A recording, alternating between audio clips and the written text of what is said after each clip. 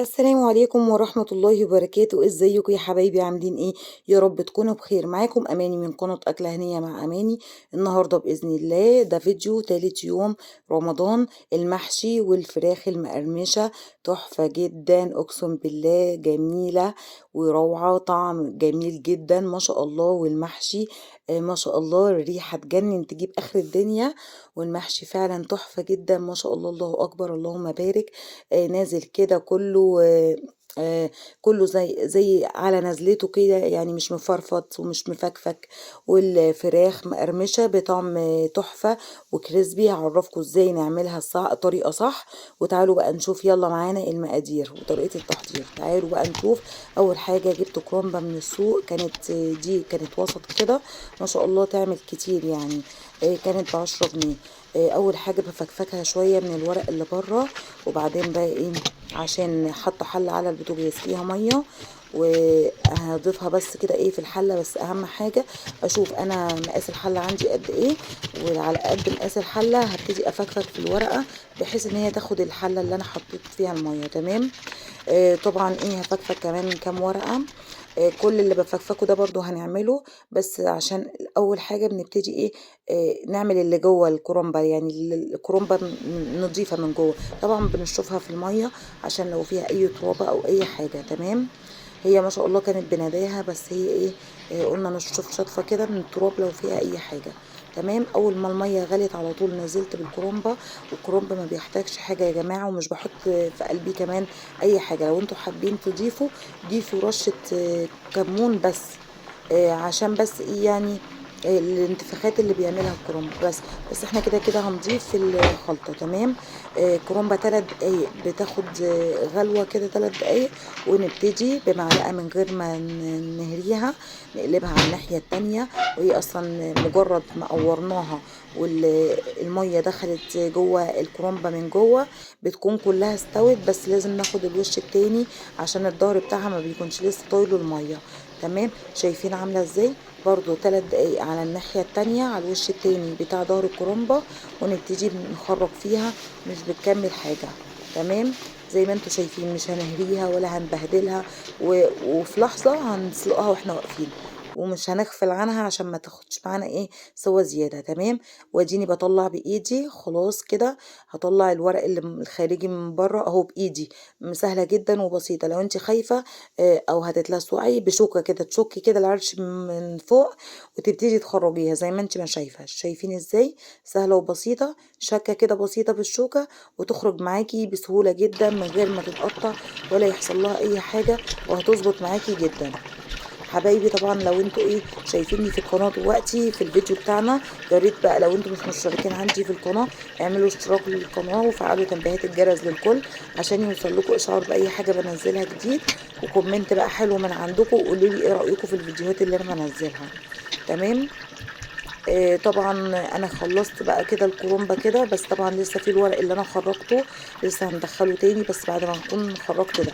والورق اللي انا بطلعه يا نسلقه الاول في المية وبعدين نشطفه بمية باردة ونضيفة، يا اما نشطفه في الاول وبعدين نحطه بقى في المية المغلية. تمام. عشان الورق اللي فيه اخضر ده بيبقى هو ده اللي متعرض بقى للاتربة، والكرومبة تبقى مثلا في الارض كده مع البياعين. فاهم حاجه نظافه الاكل اللي احنا بنعمله. انا بصراحه حطيتها كده، وبعدين بعد ما بخرجها من الميه المغليه بشطفها تحت ميه نظيفه، ميه من الحنفيه كده على طول. تمام. برضو مش هتكمل حاجه 3 4 دقايق عشان الورق الاخضر بياخد سوا سنه، بس مش هنسيبه كتير. تمام. وبعد شوية هروح مخرجاها كده. تعالوا بقى نشوف توضيب الكرنب، مش هياخد معانا حاجة. اول حاجة مسكت الكرنباية ومن عند العرش بتاعها من فوق طلعته كده بالسكينة، وهبتدي اضم الورق مع بعضيه، وهبتدي اقطع زي ما انتوا شايفين كده بالسكينة. تمام. تاني هوريكم طريقة تانية. حطيناها على الصينية وخرجت منها العرش من فوق، وهبتدي اقفلها على بعضيها كده، وهبتدي اضمها على بعضيها، وهبتدي بصوا يعني ايدك بقى ميزان، وتخرجيهم كلهم زي بعضيهم ومقاس واحد عشان الكرنب كله يطلع بنفس المقاس. تمام. لفيتها كده وضميتها على بعضيها، واديني عملتها كده بحيث ان كلها تبقى مقاس واحد. شايفين ازاي؟ مرة كمان. وبعدين هوريكم بقى ازاي الورق اللي انا بطلعه ده نقطعه ايه مربعات. شايفين بقى اللي بقى هعملها لفها كده، وبالطريقة دي سهلة جدا، ودي طريقة ابسط طريقة لعمل بقى ايه توضيب الكرنب. طيب لو انت عندك كرنب فايض منك، او انت عايزة تخزني الكرنب، بيبقى سهل جدا بنفس الطريقة، بس يا دوبك ينزل في المية المغلية، ومية بعد كده تبرديه بمية باردة، ويا ريت فيه يكون فيه تلج. تمام. وتوضبيه زي ما انت ما شايفه كده بالطريقه دي، وتحطيه في اكياس نايلون بيضاء، اكياس تلاجة، وتشيليه بقى في التلاجة. مش هيجراله حاجه خالص، بس اهم حاجه تصفي منه اي ميه، وكمان تفرغي منه الهواء، وتربطيه وتحطيه في الفريزر. طلعي منه وقت ما انت ما عايزه، او فايض عندك رز تحشي بيه. تمام. ده بيكون الطريقه بتاع توضيب الكرنب سهله وبسيطه وسريعه، مش هتاخد منك اي وقت. طبعا هنعمل برضو معانا الخلطة المعتادة اللي احنا بنعملها كل مرة للمحاشي، اذا كان محشي الورق العنب، او محشي الكرنب، او محشي البدنجان والفلفل والكوسة، او البمبار. تمام. الطريقة دي انا بصراحة مش بقدر ابطلها، لان هي دي اللي انا اعتدت عليها، وبصراحة المحشي بيظبط فيها وبيطلع معايا زي الفل. شايفين الورق بظبطه ازاي؟ وكله مقاس واحد.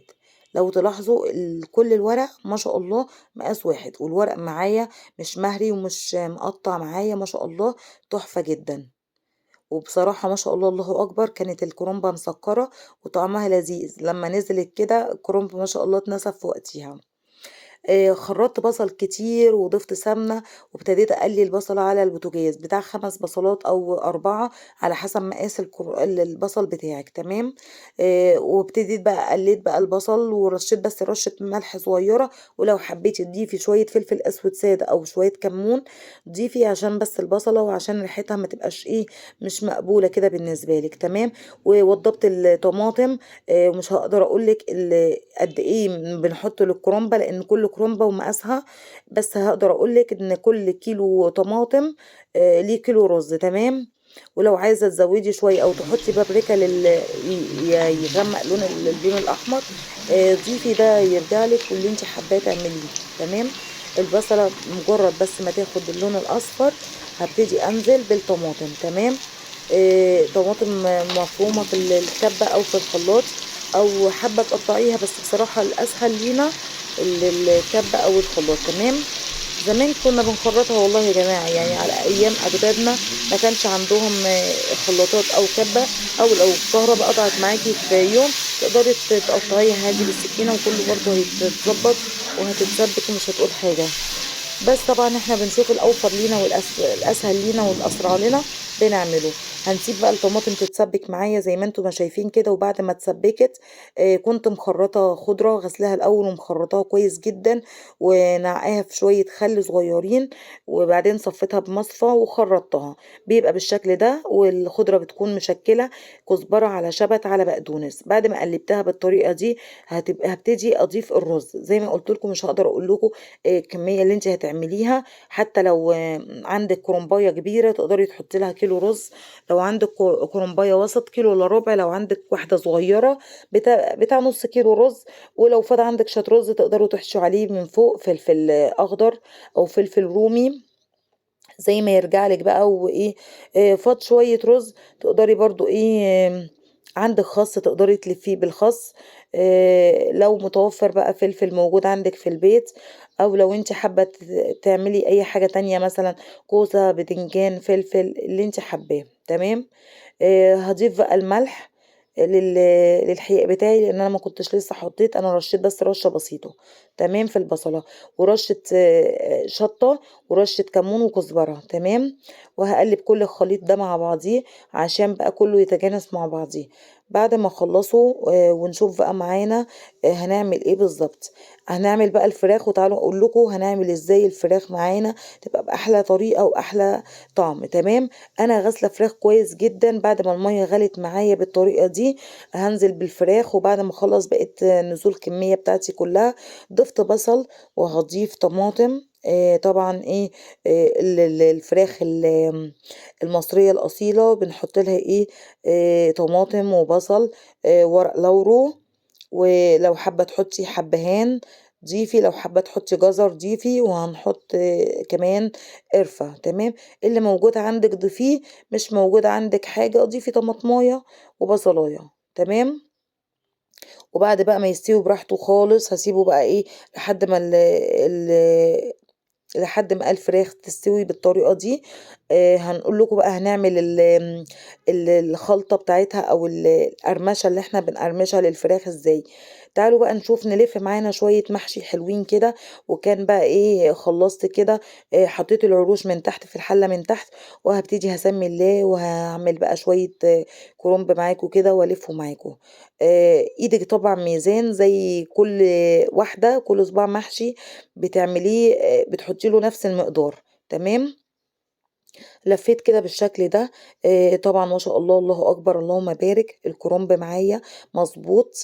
كل صباع قد الصباع التاني هيطلع معايا زي الفل. وريحته تحفة يا جماعة، والله الخلطة دي جميلة جدا. لو انتوا عايزين تحطوا شوية نعناع مجفف تفركوه كده ما بين ايديكم الاتنين كده فرقة ناعمة كده، وتنزل بقى معاكم النعناع يبقى مفحفح بريحة النعناع، بيبقى جميل جدا. كنت بعمله بالطريقة دي بصراحة. وساعات بعمله بنعناع وساعات ما بعملش يعني. ساعات كده وساعات كده. بس بصراحة بيبقى طعمه روعة جدا. وما بيفرقش حاجة عن المحشي الأصيل بتاعنا بتاع المصريين. أنا بصراحة لما بعمل محشي ما بحبش أعمله نية في نية. والله جربت ده وجربت ده، لقيت إن الأفضل إن طالما هي نفس المكونات يبقى ليه ما نعملش متقلي. أنا كمان ما بقليش البصلة قوي. يا دوبك بتاخد لون اصفر عشان تبقى طعمها مسكر. وبعدين بنسبك الطماطم وبعدين نحط عليها الخضرة والرز. بيبقى بالشكل ده. هبتدي احشي معاكم شوية من اللون الاخضر. هنقلب كده شوية ابيض على شوية اخضر. ما هو كله لازم يتاكل وكله حلو ما شاء الله. طبعًا والله يا جماعة كل وقفتنا اللي إحنا بنقفها دي في المطبخ. كل ست مصرية بتقف لبيتها وتعمل لولادها ولجوزها حاجة بتؤجر عليها. ده كله في ميزان حسناتِك، أنتِ برضه بتبقي صايمة. وكمان هُم صايمين الراجل برضه بيبقى تعبان في شغله. فلما بييجي بيلاقي أكلة حلوة بيبقى بجد تؤجري عليها. وكله في ميزان حسناتِك. بس بنحاول نعمل بسرعة، بسرعة برضه عشان إحنا برضه إيه نقعد شوية نصلي نقرا قرآن أو أي حاجة. طبعا كل سنة وانتم طيبين يا حبايبي. رمضان بقى كريم ما شاء الله بيمشي بيعدي بسرعة. أنا بتأخر شوية عليكم في تنزيل الفيديوهات. بس بصراحة كل حاجة بتاخد وقت. التصوير بياخد وقت والمونتاج بياخد وقت. بس يعني شاركوني في اللايك والاشتراك بتاعكم. وفعلوا تنبيهات الجرس للكل. وكمان اكتبوا لي بقى تعليق من عندكم ايه رأيكم في الفيديوهات اللي أنا بنزلها. خلصت المحشي بتاعي وكمان ضفت عليه شوية فلفل. فاض شوية رز صغيرين ضفت عليهم فلفل من فوق.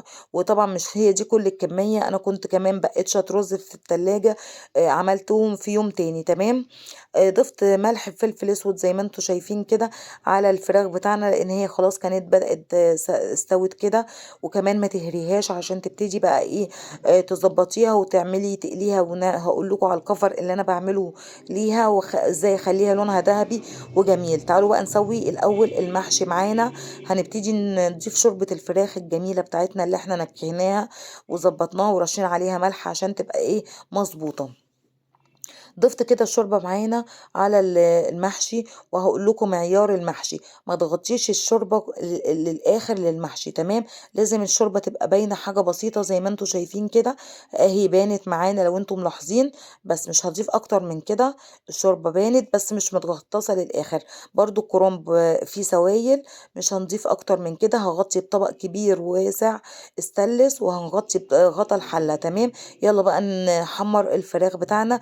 وجبت كيس من الكريسبي الحار اللي هو زي الفيجيتار بس نوعه هو كريسبي. تمام. زي ما انتوا شايفين ده الخلطة بقى بتاع الايه الفراخ بتاعنا. وجبت بيضتين بيض طبعا عادي، بيض غليظ ابيض او بيض احمر زي ما انت محبة. وقلبت البيض كده رجيته بالشوكة. وهضيف رشة فلفل اسود بس عشان عشان الزفارة بتاع البيض. تمام. بالشكل ده. الطريقة دي سهلة وبسيطة، ولو انت عايزة تعمليها في اي وقت هتعمليها بسهولة وببساطة، ما فيهاش اي افتكاسات ولا اي صعوبة. هتمسكي كده قطعة الفراخ وهتبتدي تحطي عليها البيض بالشكل ده، تغطسيها من البيض بايديكي كده او بالشوكة او بالمعلقة بالشكل ده، وهتخرجيها من البيض وهتحطيها على الفيجيتار اللي هو الكريسبي بالشكل ده. تمام، هيكون معاكي بالشكل دوت. يلا اعملي بقى بالشكل ده وغطسيها برضو بالكريسبي، هيديكي شكل وطعم وقرمشة جميلة جدا. وهنخرجها في طبق كده زي ما انتوا شايفين. هبتدي اجيب طبق وهحط بقى كل شوية اللي انا هحطهم. طبعا انا كنت حطيت زيت على البوتاجاز بيسخن، بس هعمل شوية كده وبعدين هوريكم بقى وانا بقليه. تمام، نفس الكلام هغطسها كويس في البيض زي ما انتوا شايفين بشوكة او بمعلقة عشان بس ما نبهدلش ايدينا قوي بالشكل ده، وهنخرجها ونحطها على الفيجيتار زي ما انتوا شايفين. شكل بسيط وطعم رائع والله. هيبقى سهل جدا بالنسبة لك ومش هيكلفك كتير ومش هيتعبك قوي في العمايل. ايه رأيكم في الجمال ده؟ بس عفريها كده وابتدي عفريها شوية من الفيجيتار او الكريسبي.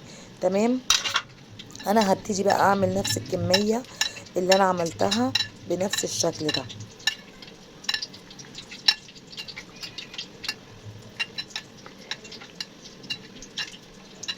سهلة وبسيطة وسريعة، بس حبيت اوريكم الشكل وانا بعمل، وحبيت برضو اشارككم الطريقة اللي انا بعمل بيها.